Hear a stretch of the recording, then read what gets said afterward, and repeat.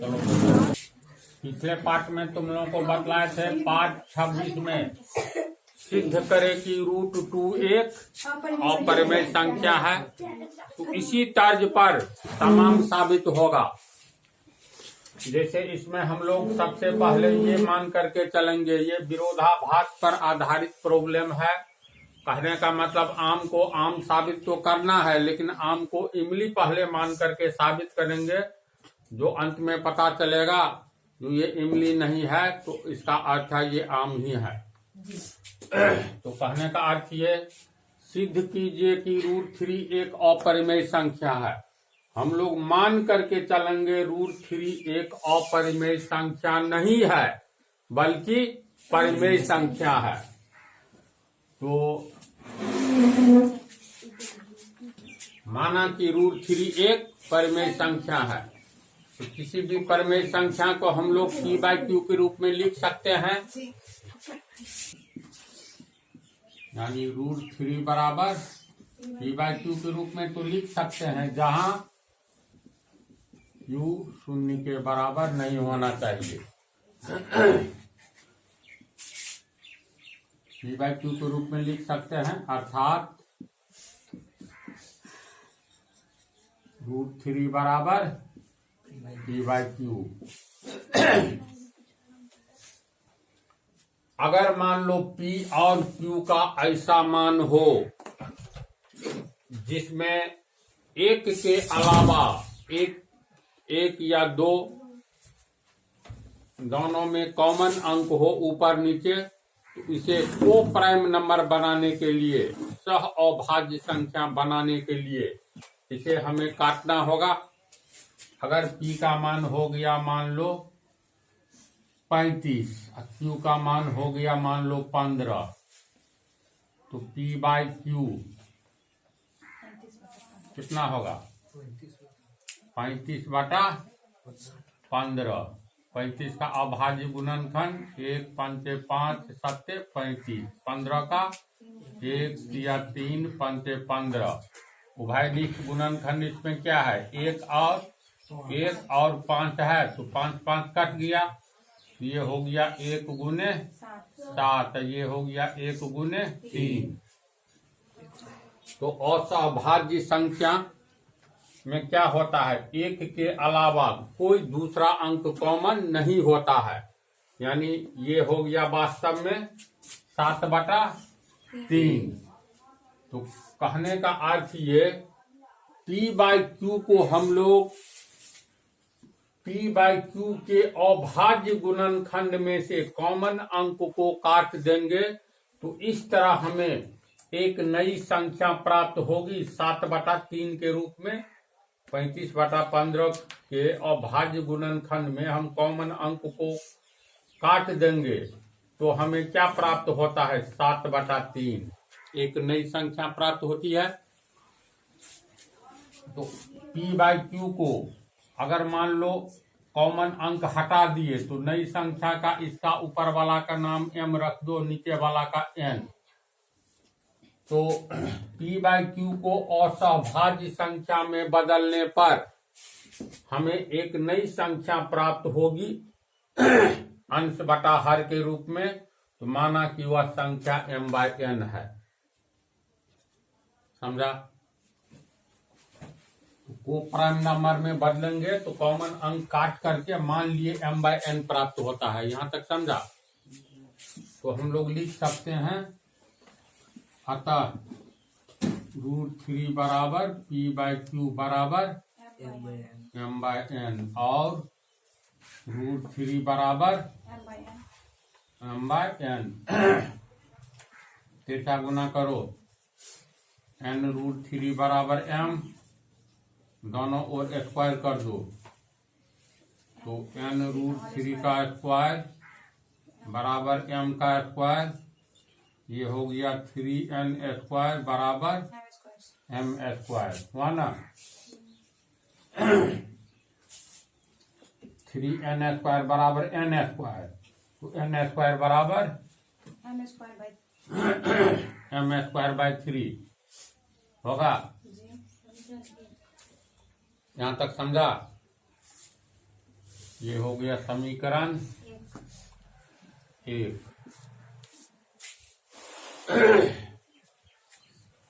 चलो पहले इतना उतार ही लो तब समझाते हैं।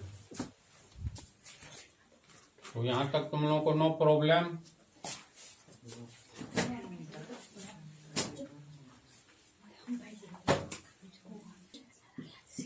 समीकरण 1 से क्या आया है? n n² बराबर m² बटा 3 आया है। याद करो पाठ 25 में जो थ्योरम हम बतलाए हैं उस थ्योरम के अनुसार 3 कौन सी संख्या है? भाज्य की अभाज्य? अभाज्य। अगर कोई अभाज्य संख्या a² को विभाजित करता है, कोई भी अभाज्य संख्या, अगर कोई अभाज्य संख्या a² को विभाजित करता है तो वही अभाज्य संख्या a को भी विभाजित करेगा। बताया है ना थ्योरम? इस थ्योरम के अनुसार 3 m² को विभाजित कर रहा है, इसका मतलब 3 m को भी विभाजित करेगा। है इसी बात? तो हम लिख सकते हैं ये। बोलो, इसको समझ गया? ये तो थ्योरम 25 पार्ट में बतलाए हैं। तो m को ये 3 विभाजित करेगा, निष्कर्ष ये है ना? तो m को ये 3 जो विभाजित करेगा, इसका मतलब ये 3 m के अभाज्य गुणनखंड में है। कोई भी संख्या अपने अभाज्य गुणनखंड से विभाजित होता ही है। ये सब भी प्रूफ साबित कर दिए हैं। तो m इस अभाज्य संख्या 3 से विभाजित हो रहा है, तो इसका अर्थ है m के अभाज्य गुणनखंड में 3 भी है, 1 के अलावा 3 है। तुमको यहीं से प्रॉब्लम होगा प्रिंस। नहीं, ये लाइन जो लिखा हम जानते हैं वो पाठ किया था। वो क्या था? चलो कोई बात नहीं। तो इसका अर्थ है ये 3 m के अभाज्य गुणनखंड में है, तो वह m को भी विभाजित करेगा। अर्थात किसी भी संख्या के अभाज्य गुणनखंड में 1 का रहना तय है ना? किसी भी संख्या के गुणनखंड में, चाहे अभाज्य गुणनखंड हो या भाज्य गुणनखंड हो, 1 का रहना तय है।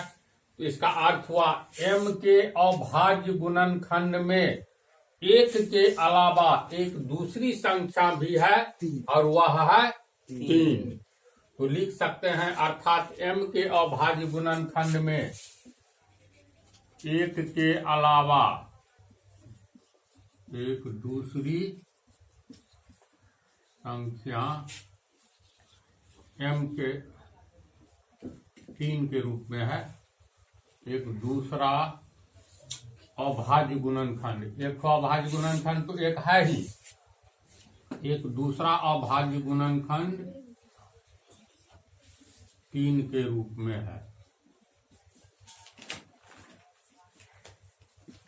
है ना? इसी बात। इस पंक्ति को हम लोग पहली स्थिति मान ले। समझ गया? इसकी आवश्यकता बाद में होगी। तो चूंकि m को ये 3 विभाजित कर रहा है, अगर m को ये 3 विभाजित कर रहा है, अगर मान लो 18 को 6 विभाजित करेगा तो एक नई संख्या प्राप्त होगी। 6 को 18 को काटेंगे तो 1, ये हो गया 3, यानी एक संख्या, नई संख्या 3 प्राप्त होगी। तो इस 18 को तुम मान लो m, ठीक है, और नीचे में 3 है ही। 18 की 17 है 18 की जगह 17 तो m को 3 विभाजित कर रहा है, तो 17 जो लेंगे तो 17 को 6 विभाजित करेगा। विभाजित करे ऐसी संख्या लो किसी भी उदाहरण में, जैसे मान लो 35 लिए, इसको कौन कौन विभाजित कर सकता है? 5 7 5 और 7। तो मान लो हम 5 से विभाजित किए, तो इसका नाम रख दो तू m। तो m को ये 5 विभाजित कर रहा है, यहाँ m को 3 विभाजित कर रहा है। तो इस m को यानी 35 को 5 विभाजित कर रहा है, तो रिजल्ट में कितना आया? 7। तो 7 का नाम मान लो हम r रख देते हैं। तो बात हुआ बराबर? उसमें n है। हाँ, तो m को 3 विभाजित करके कुछ रिजल्ट आएगा ना, ठीक वैसे ही जैसे 35 को 5 विभाजित कर रहा है तो कुछ रिजल्ट आएगा। तो मान लो m को 3 विभाजित करता है तो हमें एक नई संख्या r के रूप में प्राप्त होती है, कुछ भी मान सकते हैं, ऐसा होगा। तो लिखेंगे पुनः माना कि r प्राप्त होता है, यानी m/3 बराबर r लिख सकते हैं। समझा इसको? इसीलिए m बराबर कितना? 3r होगा। बोलो, इसको समीकरण हम लोग 1 माने हैं ना, समीकरण 1 है ये। तो अब m का मान 3r समीकरण 1 में दे दो। अब m का मान समीकरण 1 में रखने पर समीकरण 1 से कितना है? समीकरण 1 से n² बराबर m²/3। तो इसका अर्थ हुआ m का स्क्वायर बटा 3, है ना। तो m बराबर 3r, m के जगह 3r रखेंगे तो 3r का स्क्वायर बटा 3, 3 तिया 9r² बटा 3। ये 3 कट करके 3r² होगा, 3r² तो लिख सकते हैं। और n² को हल किए तो 3r² आया और n² बटा 3r²। ये तो इक्वेशन है, इतना तक तू लोग समझा? चलो उतारो इसको। पहली स्थिति वाली बात कहाँ है जी? ये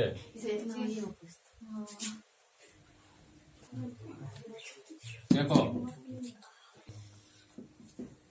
यहाँ आया है क्योंकि n² बराबर 3r²। इसको हम लोग लिख सकते हैं 3r² को पहले 3r² बराबर n² लिखा जा सकता है। cos लिखा जा सकता है। इसलिए r² बराबर n² n² बटा 3। बोलो, इसी प्रमेय के अनुसार कोई अभाज्य संख्या m² को विभाजित करता है तो वह m को भी विभाजित करेगा। 3 अभाज्य संख्या है, यहाँ n² को विभाजित कर रहा है 3, इसका मतलब ये 3 n को भी विभाजित करेगा, करेगा। इस लाइन का समझा तू लोग? थ्योरम जो बतलाए हैं उसी के अनुसार ये सत्य है। 3 n² को विभाजित कर रहा है, इसलिए 3 n को भी विभाजित करेगा। और हम जानते हैं कि कोई संख्या अपने अभाज्य गुणनखंड से विभाजित होता है, इसलिए n को 3 विभाजित कर रहा है। इसका अर्थ है ये 3 n के अभाज्य गुणनखंड में से एक है ना। अर्थात कम से कम n को तो एक संख्या 1 काटबे करेगा, 1 के अलावा 3 दूसरी अभाज्य संख्या है जो n को विभाजित कर रहा है ना। ये अर्थ तो लिख सकते हैं। अतः 1 के अलावा, इसको हम लोग मान लेंगे दूसरी स्थिति।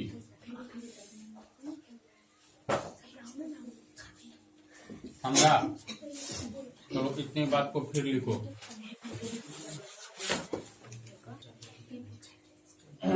चलो इधर देखो, दो तरह की स्थिति हम लोगों को प्राप्त हुआ।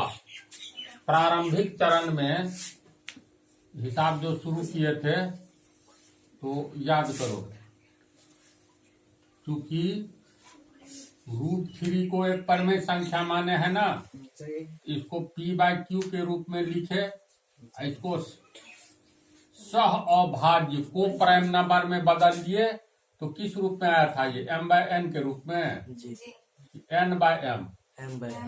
ये चूंकि इतना बराबर इतना, ये हो गया एक असहभाज्य संख्या, इसीलिए प्रारंभिक चरण से, शुरुआती दौर में ये प्रारंभिक चरण से √3 बराबर, इसको हम लोग P/Q को बदल दिए M/N, एक असहभाज्य संख्या के रूप में, यानी M/N बराबर संख्या के रूप में बदल लिया है। तो M/N सह अभाज्य संख्या है, यानी को प्राइम नंबर। तो को प्राइम नंबर की परिभाषा के अनुसार M/N में कॉमन गुणनखंड एक और एक के अलावा कोई दूसरा नहीं है, नहीं न है। लेकिन हमें पहली स्थिति और दूसरी स्थिति क्या बता रही है?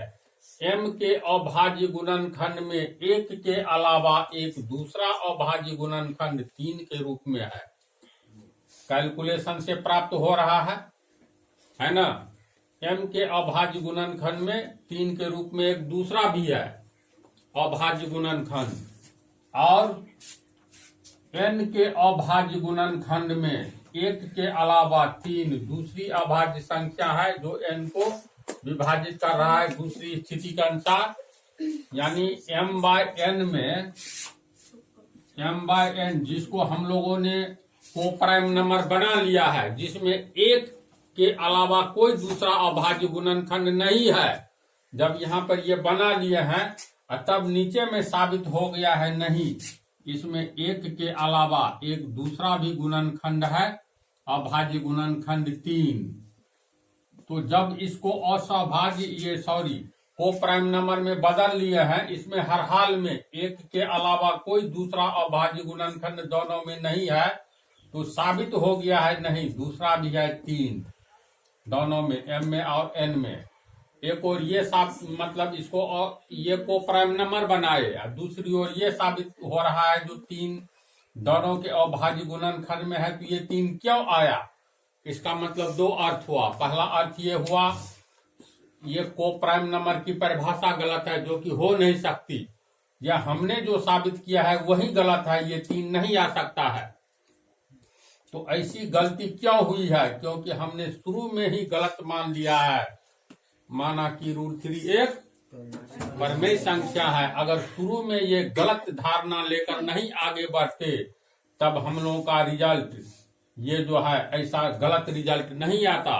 गलत रिजल्ट इसलिए आया है क्योंकि हमारी प्रारंभिक मान्यता ही गलत है कि √3 एक परिमेय संख्या है।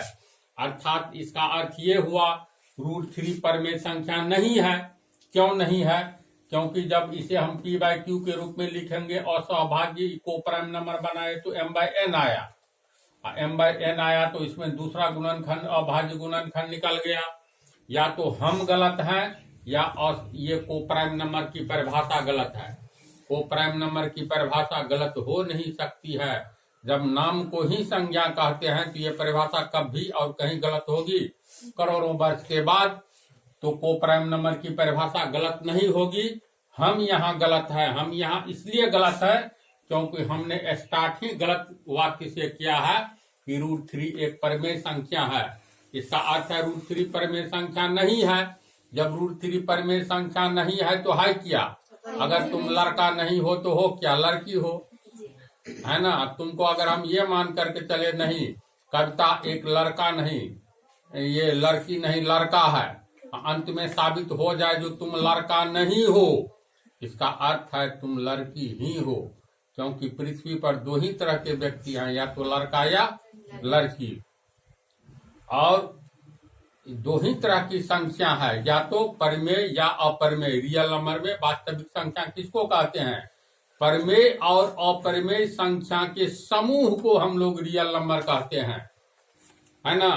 तो दो ही तरह के रियल नंबर होते हैं, या तो परिमेय संख्या या अपरिमेय संख्या। जब ये परिमेय नहीं है तो क्या है? अपरिमेय संख्या है, साबित हो गया। वही हम भाषा उतार देते हैं, समझ गई तो। इसके बाद तो लोग लिखो, ये स्थिति 1 2 लिखा ही हुआ है, ये लिखो और नीचे में लिख लो, तो इसको मिटाते हैं।